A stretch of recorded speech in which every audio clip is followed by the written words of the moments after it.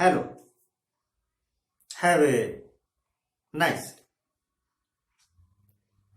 आज यूपी में वोटें पड़ रही, कुछ जिलों में वोटें पड़ रही। यूपी तो बहुत बड़ा है ना, तो 7 चरणों में वोटें पड़े, अलग अलग इलाकों में, अलग अलग डेट्स। मुझे बड़ी खटकती है बात, एक स्टेट में इलेक्शन करवाने के वास्ते 7 बार वोटें पड़ेंगी,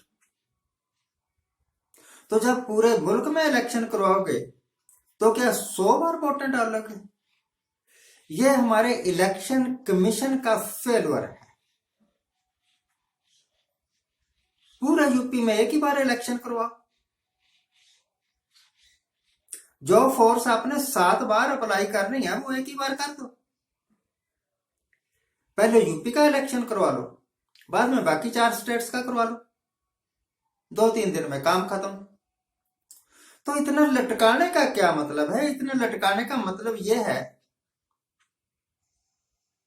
कि इतने लंबे समय तक वोटिंग चलवा के गुप्त रूप से किसी का फायदा हो जाए,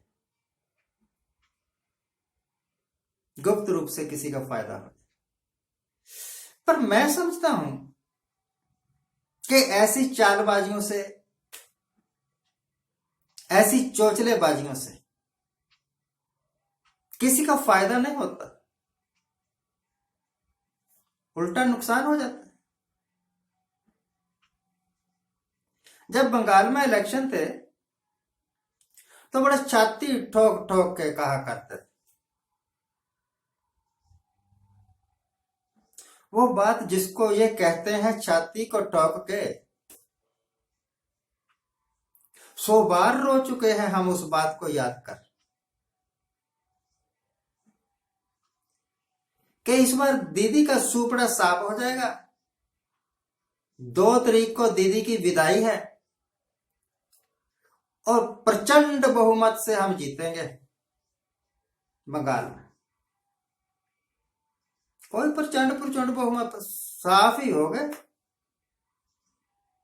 कहां तो कहते हैं कि 2/3 बहुमत लेंगे, और कहा 60-70 सीटें आई थी, उनमें से भी बीच में लोग छोड़ छोड़ के भाग गए।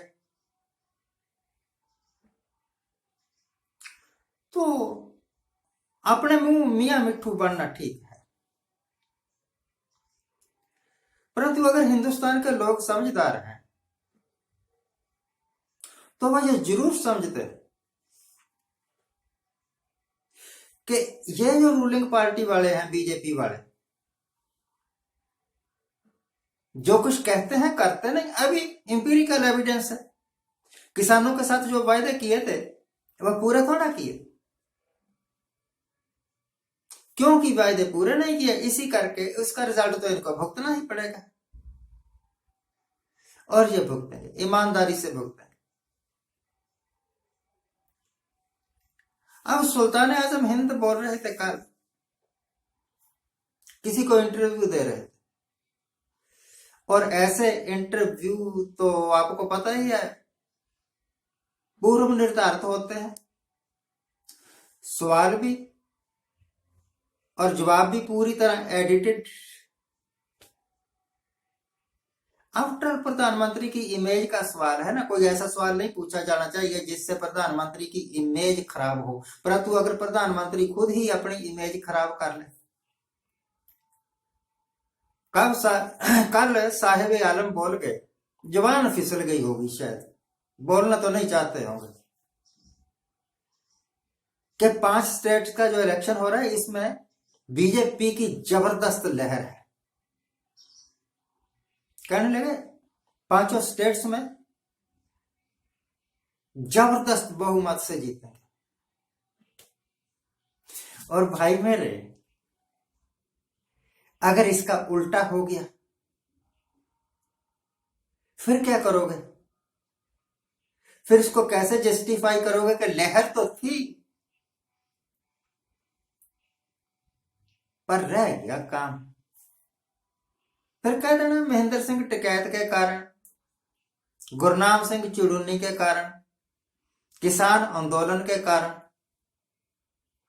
या सबसे बड़ा तोप का गोला आपके पास है कि कांग्रेस के कारण। एक दिन पार्लियामेंट में बोल रहे थे, सवाल पूछा गया कि आप ये बताइए कि आपकी फॉरेन पॉलिसी क्यों फेल है। आपने जो रोजगार देने का वायदा किया था 2 करोड़ पर ईयर, उसका क्या बना? आपने जो भी वायदे किए थे वो पूरे क्यों नहीं किए? बस राहुल गांधी के कहने का मतलब यह था। राहुल गांधी ने भी कहा, बाकी ओपोजिशन ने भी कहा कि आप बताइए कि इतनी महंगाई क्यों है। प्रधानमंत्री को सवाल पूछा जाए महंगाई पर, या बेरोजगारी पर, या गरीबी पर, या हंगर इंडेक्स पर, या जीडीपी के गिरने पर, और वो जवाब दें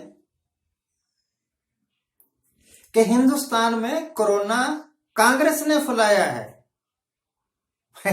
सवाल के बेरोजगारी क्या है, सवाल के जीडीपी क्यों गिरी, सवाल के गंगा के तट पर लाशें क्यों बिछी, और जवाब कोरोना कांग्रेस ने फैलाया है क्योंकि कांग्रेस ने मुफ्त में टिकटें दे दी थी प्रवासियों को। तो आप ही दे देते टिकटें, आपने तो हर हरबा अपनाया ना। आप रैलियां क्यों करते रहे? कांग्रेस ने अगर ये कर दिया कि टिकटें दे दी, भैया पैसे है नहीं तो टिकट हमसे ले लो, अपने घर चले जाओ, क्यों यहां भूखे मरते हो? तो आपने भूखे मरने की नौबत क्यों आने दी? और अब तो हम का मतलब मैं इंतजार करूंगा कि मैं मार्च महीने तक जरूर जिंदा रहूं और मैं देखूं कि सुल्तान आजम हिंद कितना सच बोलते हैं। वह सच नहीं बोलते, इस गलत फहमी में मत रहना कि वो कभी सच भी बोलते हैं। एक फौजी की वर्दी पहन के फौजियों के साथ खड़े होकर फोटो खिंचाने से कोई फौजी थोड़ा बन जाता है। इसी तरीके से ट्रंप जैसी भाषा बोलने से कोई ट्रंप थोड़ा बन जाता है। और ट्रंप का हशर क्या हुआ? ठोकर मार के निकाल दिया अमेरिकनों ने। वैसे इस्तीफा देकर चले जाता, वैसे विदाई होती उसकी तो थोड़ी बहुत इज्जत बचती।